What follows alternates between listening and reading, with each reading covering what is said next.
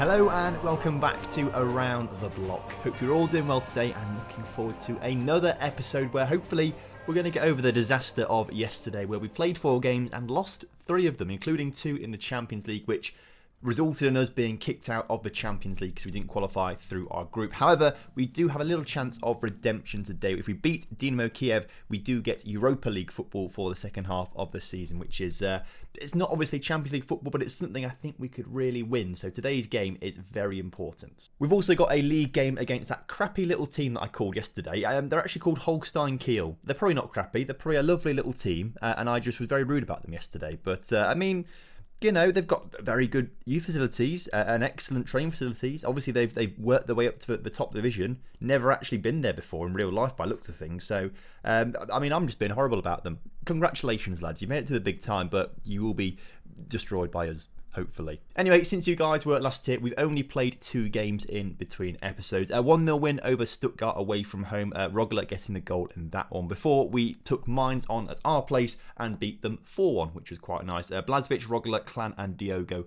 with the goals in that one. So we're still winning games in the league as it stands right now, which is good. As you can see, we're second in the table. Brilliant stuff there. We are only 4 points off Borussia Mönchengladbach, who have continued their incredible start to the season. They're the main title contenders right now. Bayern and Dortmund both below us as well, and then quite behind those guys actually are Wolfsburg and Schalke. So the top 4 already seems pretty much sorted out as we approach the halfway point of the season. In fact, today's league game is actually the penultimate game before we go on winter breaks. So, I mean, next time you see me, it might actually be after January as well. So, loads of transfers to go through then maybe. I'm not quite sure which areas of the team that we need to improve though. So let me know in the comment section where you think we need to improve the most. Anyway, this is the team that hopefully is going to be taking on Dynamo Kiev and getting the important 3 points that we need. We've got Andre Luis in goal with a backline of Harish, Buncevic, Blažević, Dopatka and Ferrari. We've got a couple of injuries and suspensions actually. Diogo suspended, Brinker and Trincao both injured as well, so they're not going to be featuring in today's game. Klan and Moravsky though start in that midfield partnership. Moravsky did not start for a little while, so good to see him playing some games. Kidrich just in front of them, Adeyemi and Jezovic either side, and of course Rogler up to 13 goals for the season now is starting up front. Remember, Rogler is only, if we can click on him, only 19 years old, alright, and he's doing very well. He might be the next person that has some big bids coming for him in a transfer window maybe. Either way, kickoff is upon us, and Jezovic with a very early chance. Can we score this goal? If we get an early goal, that would be brilliant for us, because we do need to win it. If we lose it, then obviously it's Dynamo Kiev going through to the Europa League rather than us. So a draw or a win is good enough, but ideally we want to be winning this game to sort of cement ourselves as a decent side, obviously. As Jezovic puts the ball in the middle, can't quite get it to its intended target. But he's got another chance to put it in, gets it to Klan on the far side of the area. Nothing really happening though. We just can't seem to get that opening goal, but some good chances in those opening few minutes at least. Kiev now looking to play it out from the back, and of course the high press there, really pressuring their keeper, but he got it out clear, and all of a sudden Kiev on the attack, very close to them from distance. Instead, we're looking for some space down the right-hand side of the pitch. Ferrari, who's been a really top player for us so far this season, into the middle in the end, and have we just won a penalty? What's going on here? I mean, these two having a little dance, Rogler and their number 34. Like, what is going on there? Hang on, let's put this on the TV camera. Oh, we can't, hang on. Data analyst maybe? We can actually maybe see it then. What are these guys doing? I want to zoom in on them. They're just they are just dancing. They're just dancing, aren't they? Fair play. I don't know, you know, maybe they've both got a passion for the tango or the foxtrot. They've stopped now because the penalty's been given. So, I mean, obviously one of them isn't very happy with that. So obviously our guy will be as Adeyemi puts it in the back of the net to give us a very bizarre 1-goal lead. Just scored a second goal as well. I just didn't think anything was going to happen, because sometimes you get the feeling with highlights that just nothing's going to happen. So sometimes you don't talk over them to save yourself a bit of editing and stuff like that. But there we go. That one did go in the back of the net. Doesn't happen often, but when it does, it's always on. Well, of course, it's always on camera. I don't talk to myself when I'm playing off camera. That would be a bit weird, wouldn't it? I need my hair to grow a little bit. It's looking. I mean, the hairline is not great, is it? I mean, look at that. It's not great, is it? I don't know if it's like receded more recently or something like that. I don't ever remember it being quite as bad as that. Maybe it's just because it's been long for like all of lockdown, pretty much, or longer than usual, because you know it's hairdressers were shut and I didn't trust anyone else. So maybe that's what I'm not. It just looks weird, doesn't it? It looks a bit bizarre. I'm just... And I think as well, the angle that I'm looking at myself on the camera as well doesn't really help out. I think I'm much more of a straight-on person. But enough about me and my looks. We're 2-0 up against Kiev at half-time, dominating the match stats as well. So, I mean, PSG are losing to Man City, interestingly. So even if we did beat Man City last time out, as it stands right now, they'd be going through because they're beating PSG. So maybe it's a good thing we didn't beat Man City or PSG last episode. Jezovic has picked up a knock, though, right at the start of this. I mean, it probably happened when I was admiring myself or slating myself a little bit, mate. I don't know. Either way, we need to get Adeyemi on the left-hand side, and we need to get Jez off and get Thaddeus Agallo on the right-hand side. So the second half has absolutely whizzed by. This is literally, I think, the first highlight of the second half, and it's in the 92nd minute. So, I mean, a pretty routine victory for us today. I was a little nervous going into it, thinking that, you know, our form is a little bit up and down in European football, but right now we've got the win that we needed. We're going to be playing in the Europa League for the second half of the season, and let's see who else has qualified from the Europa League group stages, because obviously we're going to go into the first knockout round of the Europa League, so it's all the teams that came second in the Europa League groups, and everyone who's been knocked out of the Champions League so far. So we'll just fast forward a few days, obviously, to get there, to get to the point where all those teams have qualified and whatnot, and then we can see what opposition we might be coming up against. So, first of all, of the teams that came third in the Champions League, Legia Warsaw, AS Monaco, Liverpool, interestingly, Ludogorets, Porto, Benfica, and Krasnodar. Now, I think it is the teams that came third in this group, or third in this competition, play against the teams that came second in the Europa League groups. I think. We'll have to double check the rules on that. But if we have a look at the Europa League, Valencia, Banek, who are from Czech Republic, okay, that's a decent side. Tottenham, who knocked out Puskás Academia, that's, you hate to see. They finished bottom of their group, only a point. You hate to see it, lads. That's not good enough. Amiens are there, RZ, Dinamo Moscow, that's a good draw potentially for there.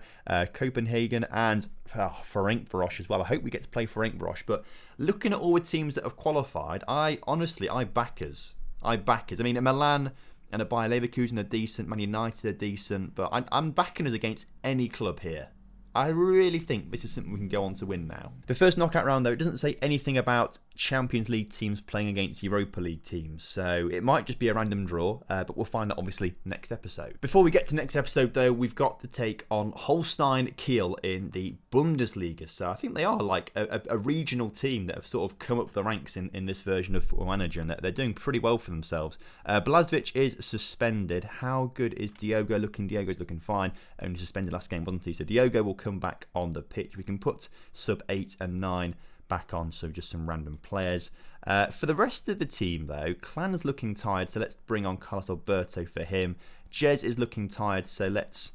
I think maybe we put Kidrich on my left-hand side. Let's give him a go on my left-hand side, and we bring Rudit through the middle. Other than that, looks good to me. Submit the team. Let's go for it. Right then, kickoff is upon us. This should be a routine victory. This team, I don't think... I mean, they're overplaying themselves. They're overachieving. I think they're 14th in the table right now. They are predicted to come 18th, bottom of the table. And you know, a newly promoted team is always predicted to come bottom of the table, but particularly when you've had a very quick rise up the ranks from like the third or regional division. So this team...